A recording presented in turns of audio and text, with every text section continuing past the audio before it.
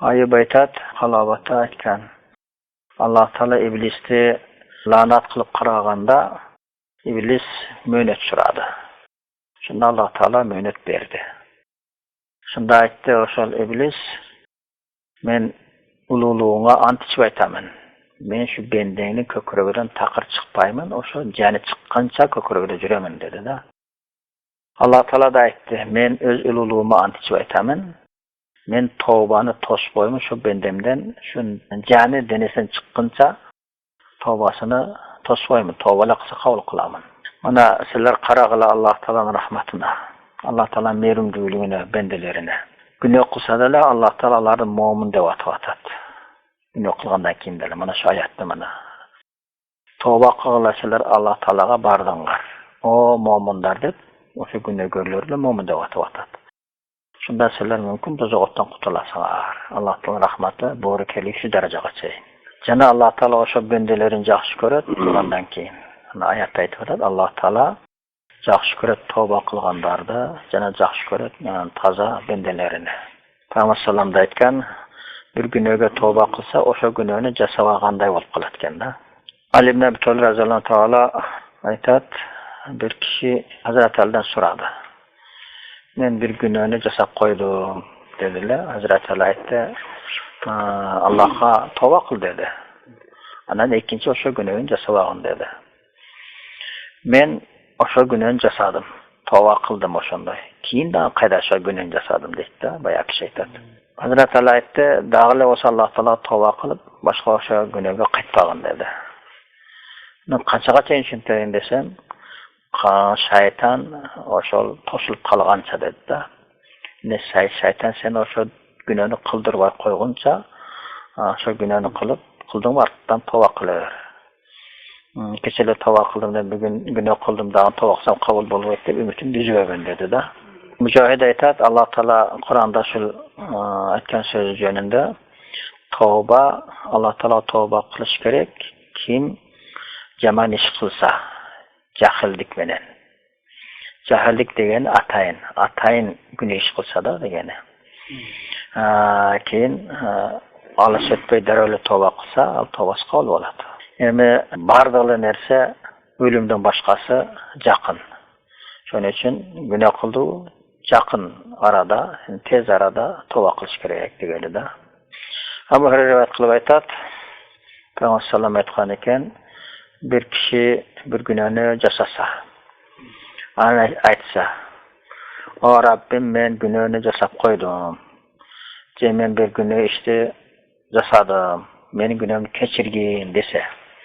Allah Teala aytgan, bu mening bendem günahını jasab bilib atat.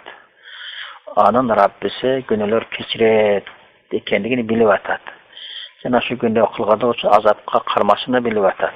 Shuni bilganlar bo'lsa, uning gunohini kechirdim deyotganda. Yana shularning bari albatta Muhammad sallallohu alayhi vasallamning hurmatidan bo'lib atadi. Murdagi ummatlarda, masalan, agar gunoh qilsa, Allarga alal narsalar haram qilib qo'yiladi-da. Boshqa ishda sayilvatda, alal ishda sabab qiladi-da. Shunda tavbasi qabul bo'ladi. Agar murdagi ummatlardan biri gunoh jasasa, o'sha gunohning belgisi eshigini, jedenesida bilinib qolayotganda, belgi tushib qolayotganda, jedenesiga uyning eshigini belgi tushib qolayotgan. Palanchi balasi shunday gunoh jasadi deb. Aning tavbasi keyin shunday ishni qilish kerak deb ana berishdi da shuni tavbasiga baylab qo'yayotganda qiyin ishlardi. Shuni qilsandan keyin tavbasi qabul bo'ladi ekan. Hozirgi emi bu ummatga hech qanday shart yo'q. Tavba qilib o'zidan lasa juramanlaysa tavbasi qabul bo'laveradi. Oyatda Alloh taolo aytib qo'ygan, kim bir yomon ishni jasasa, o'ziga zulm qilsa, Alloh taolodan kechirim so'rasalar, albatta Alloh taoloning kechirganligini tavbatlar.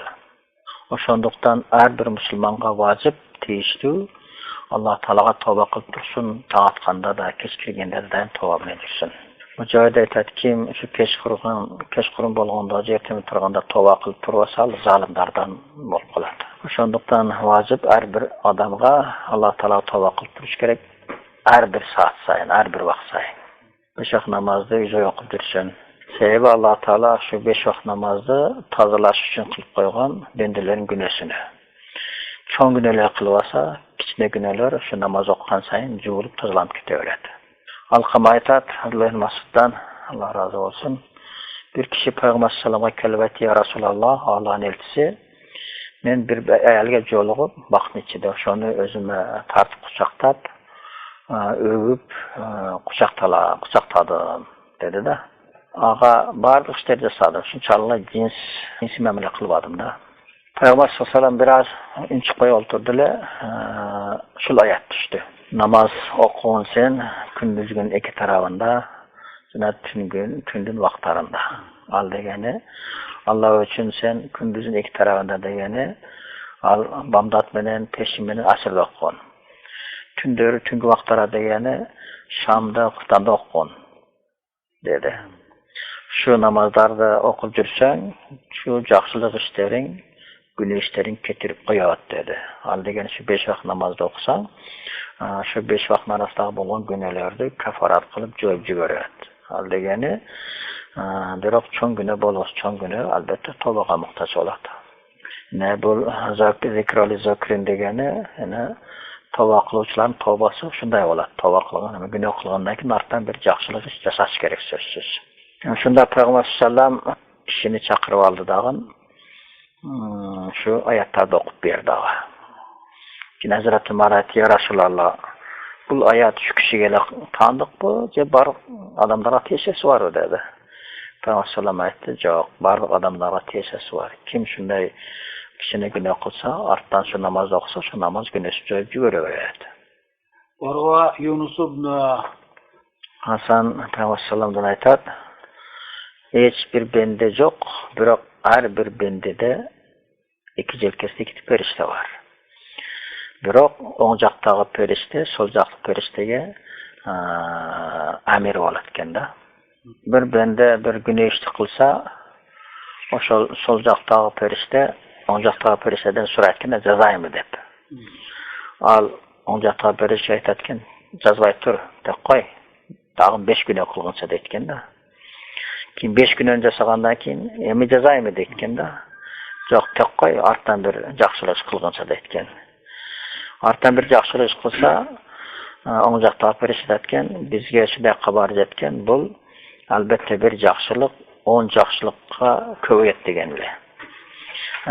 Emi kelgin biz şu bayağı 5 gününü 5 yaxshilikni o'chirib solaylik. Bu 10 yaxshilik bo'lib ketdi, bir yaxshilik. Anan ağa qaltiraylik 5 yaxshilik bo'yicha qolsin. Deb 5 günü o'chirilayotgandan qayra 5 yaxshilik yozilib qolaverayotgan. Shunda shaytondan qiqirib yuborayotgan aytayotgan. Men qachon bu odam balasiga yetaman, qachon odam balasini gunohga botira olaman deb qiqirib yuborayotganda, Abu Hurayra aytadi, men bir tuni chiqdim deydi. Xufton namoz o'qigandan keyin Payg'ambar sallallohu alayhi vasallam chiqdim namoz o'qigandan keyin. Eshikka chiqsam bir ayol o'chib tikib turgan ekan yo'lda. Ayol aytdi, "O Abu Hurayra" dedi. "Men o'ta bir cho'ng gunohni jasab qo'ydim" dedi. "Men tavba qilsam bo'lavi" dedi. Men aytdim, "Al gunohing emine" desam, ayol aytdi, "Men zina qildim. Keyin shu zinadan turagan balamni da o'ltirdim" dedi. Men aytdim, "Sen o'zing o'libsin, balangni o'ltiribsin. Valloh men ant ichib aytaman, sana tavba yo'q" dedim. Shunday desam, bayağı ayol bir qiyqirib, o'shdan ketib, jig'ilib tushdi. Ana men nariyoqqa o'tib ketdim, jon o'zimcha aytdim. Payg'ambar sollallohu alayhi vasallam bizni razı tursa, men shu fatva berishga qanday aqlim bor dedim. Keyin tong otgandan ertamidan Payg'ambar sollallohu alayhi vasallamga kelib aytdim, "Ya Rasululloh, bir ayol meni shunday fatva so'radilar.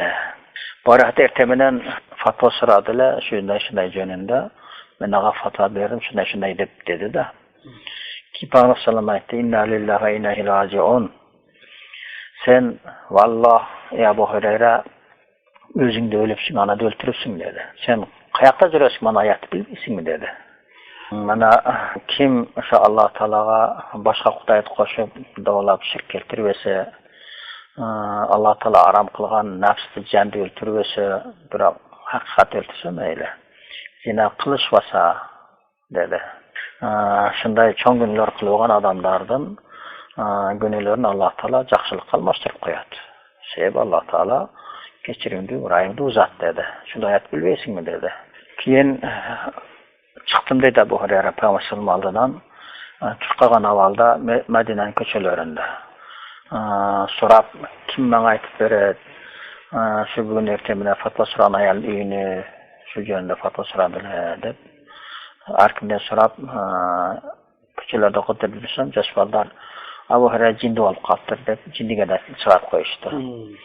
Hatta gün geçeyin kıdırıp жүрüp, ahırı oşol jere taptı bayağı ayaldı. Ken bayağı ayalga Peygamber sallamdan aytgan sözlerini bildirdim. Sen tavban bolatken dedim. Şuna bayağı şunday bir qattiq çıngırıp qıyqırıp suyungönüden qıyqırıp jiberdek da. Keyin aytdım mende öte bir жақсы bağım var. Oşo bağım miskinlerge sadaka olsun, güneme kefarat olsun deb oşo bağını sadaqa qilib jiberdek da. Bayağı ayalı.